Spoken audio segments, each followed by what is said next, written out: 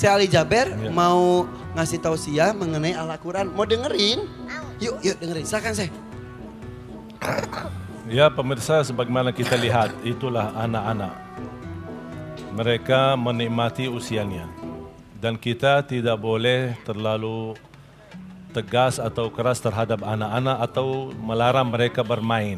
Karena itulah masa mereka. Bersenang-senang, bermain, tapi itulah kelebihan dan kehebatan mereka.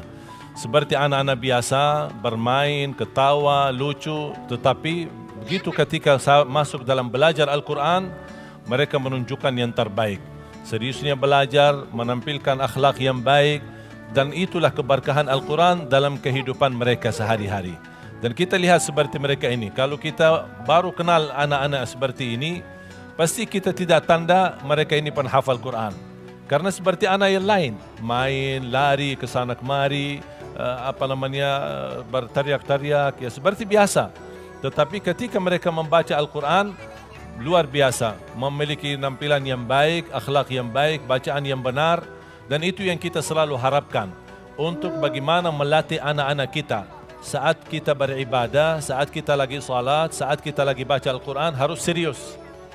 Jangan dicampurkan waktu main sama waktu belajar. Jadi kita melatih mereka dari kecil supaya mereka terbiasa. Itu salah satu menanamkan akhlak yang mulia kepada anak-anak kita.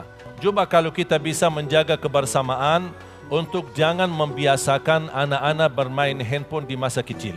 Justru biasakan mereka bermain-main yang bisa menanamkan pemikiran mereka, kecerdasan. Kan ada mainan-mainan yang sangat bagus, memberi pelajaran. Kalau seperti main handphone justru membawa penyakit lebih banyak. Oleh karena itu jamaah sekalian, kembali itu menjadi perangan orang tua. Wajib, apalagi ibu-ibu yang sedang hamil, biasakan di masa hamilnya banyak membaca dan mendengar Al-Quran. Boleh sambil membaca, usap perutnya, diusap. Dibacain Al-Fatihah, dibacain 5 ayat misal suratul Baqarah, ayat Al-Kursi.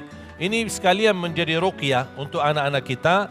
Dan subhanallah anak itu yang sering mendengar bacaan ibunya, ketika dilahirkan, dia sudah terbiasa mendengar bacaan murattal, bacaan Quran atau bacaan ayat suci. Oleh karena itu jamaah sekalian, tolong kembali lagi, kita mesti perbaiki bagaimana tata cara mendidik anak-anak kita. Ada waktu main dibatasi, ada waktu belajar diseriuskan. Ketika belajar, saya tidak minta anda jadi keras, tapi anda jadi contoh baik. Banyak orang menyuruh anaknya. Saya tidak mau lagi orang tua menyuruh anak, tapi orang tua mempraktik.